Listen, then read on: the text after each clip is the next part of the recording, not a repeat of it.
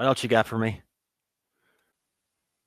All right. So I feel like the next thing we should do is bring back in our viewer comments because those have been fun and we've gotten a lot more responses. We can do some of those tomorrow too when we talk about SmackDown. But the first ones I wanted to bring in were some more of the fun and the praise that we've gotten from folks, which we do love. Don't get us wrong. We're very happy to see it. The first one though kind of goes back from Anthony about our spaces says I think what I like so far is that everybody feels like they're being who they really are versus people trying to do something for engagement or clicks.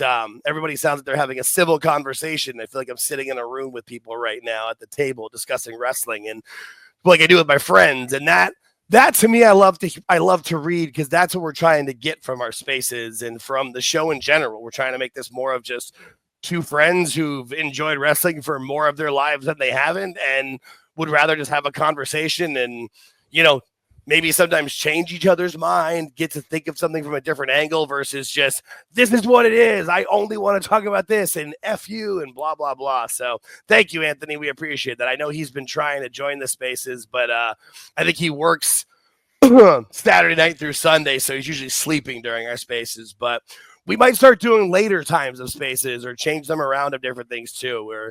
We're open. We're definitely open. So let us know. Yeah. That's a good. I was going to, in the comments, 8:05 or 9:05. Hey, if later works for folks too, yeah, we can definitely do that. I know Jamie Earhart was one who has, and I've got his comment coming up here of the different things where he said, I know he usually joins like the PWT chat later in the evenings for it because of how he lives and what goes on in his life. So we might start doing that. Even if we just did if we did 8:05 for 3 of the Sundays and 9:05, 10:05, or even 11:05 Eastern or whatever. I'm on the West Coast, so it's 3 hours early for me. I'm usually pretty good to work it.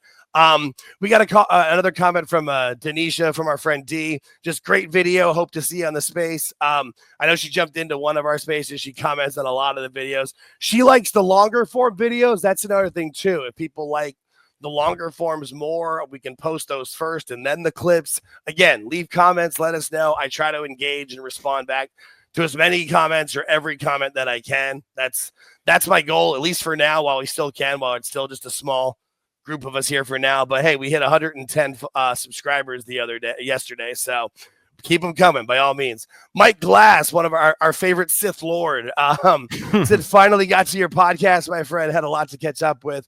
But here's another one about George. You make an excellent co-host. So on the background's a nice touch. Thank you for that. We got a little shout out to our friend Chuck who helped us make that. And we'll take any help we can. If anybody wants to send us any artwork or things they think we should add to the show, AltJakeTakesOn@gmail.com.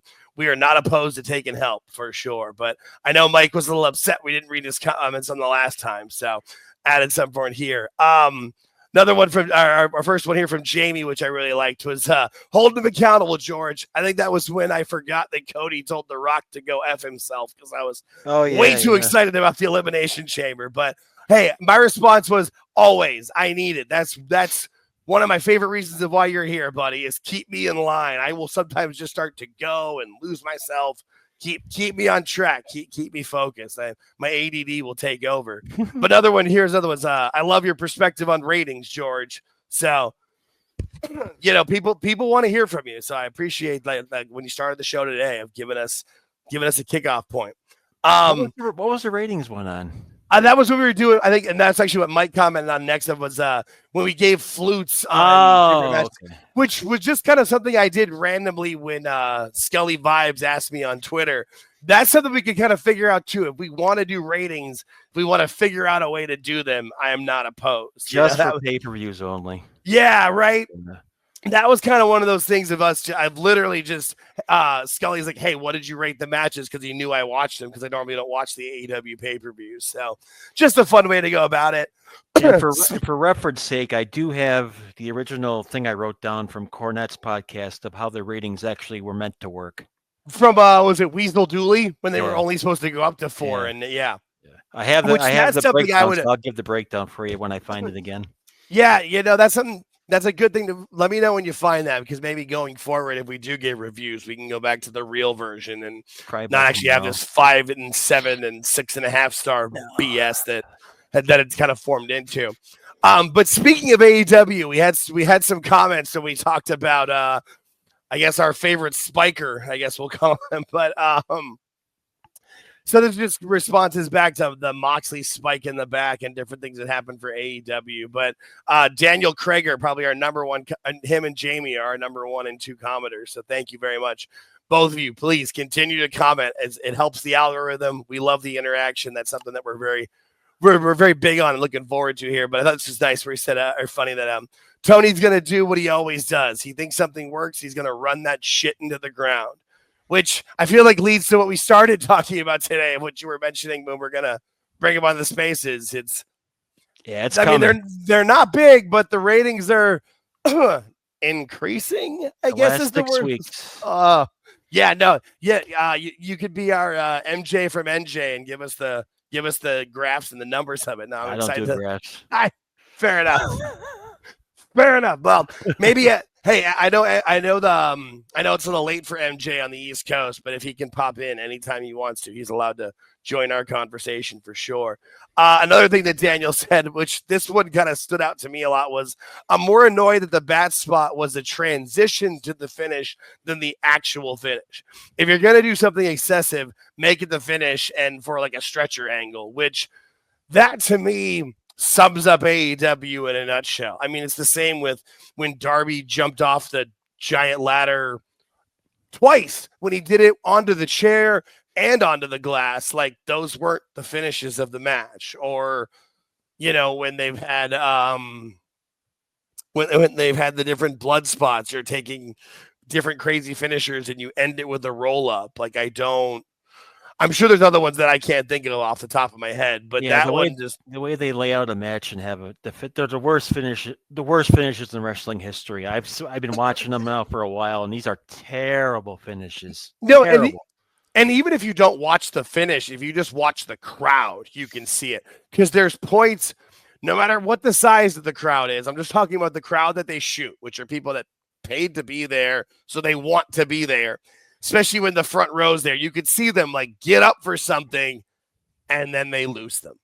It's like you get them to that. I mean, that's what wrestling is supposed to be. You build them to that point, and then right when they're either about to pop or you have them pop, you get the finish in. Like, that's why it's a fucking work. That's the whole point of why it's a work, is you can get the crowd so that you can get them to want to watch it next week or come back for the next, when it was week to week or month to month, you want to get them to come back to the live show. You got to send them home happy, or home like, man, if that babyface just had 5 more minutes, or if there wasn't interference or whatever. But yeah, when you have them do, everybody spams 6 finishers and then you end it with a roll up, or they have thumbtacks, or they do a brain buster onto a chair and they kick out of it all. It's just you want the finish to be when the babies are up in the air, not when they're hitting the ground. Right? Exactly. Or not when they're walking out the door. Speaking of which, this is another good one from LC Killer, one of our favorite friends from the PWT universe, is somebody will die in this company. Whether some wrestler or some wrestler would have enough to just punch Tony in the face. Well, we saw what happened when somebody lunged at Tony that he feared for his life. I feel like if someone gave him the old Bret Hart uppercut to Vince situation, that maybe Tony might actually just unalive. I'm not sure. Trying to be nice for YouTube. Sorry. But just somebody, like, I'm shocked that somebody hasn't had a worse injury in the company. And we've seen people, Ricky Starks broke his neck. MJF tore his labrum. Ray Phoenix broke his arm. Dante Martin broke his leg. I'm sure there's other ones that we could name, but like, the fact that no one has crossed over on live television it's almost a shocker. Could happen. Hopefully not. Hopefully not, but I mean, let's be real. They're going to have Swerve versus Mox at, what is it, as a dynasty? Is that what it's called? Is that next Sunday or next Sunday?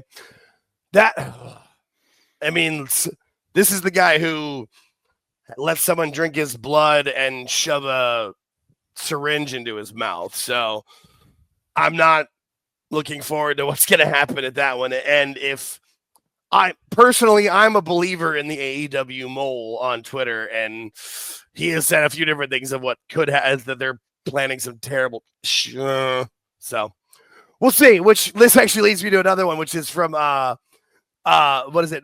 Vox Externos, which is Sam K, who always joins us in the Twitter Spaces, and thank you. He always likes to keep the conversation going. He's got some good takes. But Mox, hey, I went to the movies and left halfway through and have an idea for my character. And Tony, what is it? Everybody else, fuck's sake. I don't know if it's everybody else, because I feel like anybody who's got Tony's ear, like Jericho, Edge, Monet, people who like Tony listens to, they're letting Mox get away with it because they don't want to shoot Mox's idea down, because they don't want their own ideas shot down. You know, I mean, Tony writes the shows, but with the influence from everybody else, I think. Yeah, I don't know. I don't know yet. Trying to get into the mind of that man-child will only reduce your own IQ. I hate to say it, but it's true.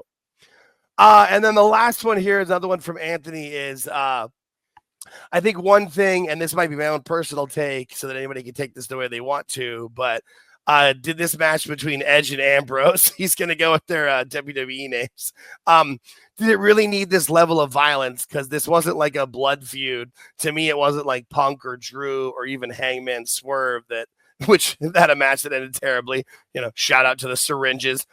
Like the whole thing just felt out of place and just done for shock value. And I feel bad for Will Ospreay because he had to follow this, which is a great point that this was put on in the middle of the show, which you pointed out, to get the NCAA basketball viewers, which, I mean, I don't see the correlation if you're into the March Madness tournament to want to watch Jon Moxley spike his back, but that's just me. I think, you know, it's hard to put a brain to it. It really is. Like, I mean, unless you're Dave, who apparently, you know, pleasured himself to this match and thought it was the greatest thing ever, which I find hilarious because he used to tell us that the weapons matches were, I don't like them, but the fans were into it, so I put stars behind it. But it's every time I see the clip, which, I mean, I just watched the recent Botchamania. It's in there as well. Just why? And on national television. They did it because of the Cena thing on Monday. They had to do something to divert the attention from Cena, and they did do it. They did. No one's talking about the Cena thing. Everyone's talking about that stupid shit. Well, everybody in the IWC bubble, because like if you go outside of the bubble, like this didn't make it onto ESPN or Entertainment Tonight. Or I just recently saw someone sent me on Twitter that Sour Patch Kids made some sort of joke where they took out the sour in their name and they like basically recreated John Cena's tweet or John Cena's promo in their tweet about it. You know, it making it into mainstream level. They're saying they're breaking up with you and stuff like that, as where, you know, this is just, it's making the rounds in the IWC, but like how many people saw that versus how many people watched not only Cena's two promos as a heel, but the heel turn in general. I get what Tony thinks he's doing. All Tony's concerned about is those people. And he thinks he's competition, and he's just not. You know, which I'm sure we can bring up on, you know, on Sunday Night Spaces when we talk to on March 30th. It would join us at 8:05 Eastern. Through my Twitter account, AltJakeTakesOn. I usually try to set it up a couple hours beforehand so you can get ready to join, we'll be set to put in there for it here. I feel like that kind of wraps us up for the day. We've kind of gone for a nice 40 minutes here today. That kind of sets us up for a good show, and we're going to reconnect tomorrow. We'll put out more content. But is there anything else that you've got for us here today, George? Any other? No, I'm getting psyched up for tomorrow. So perfect. Well, I'm stoked to watch SmackDown tonight. And thanks everybody for listening. Please like, subscribe, leave a comment. We will bring them on air. I've got 2 other pages of comments to read as well. So we will bring those up. Thanks again, everybody. Thanks for listening.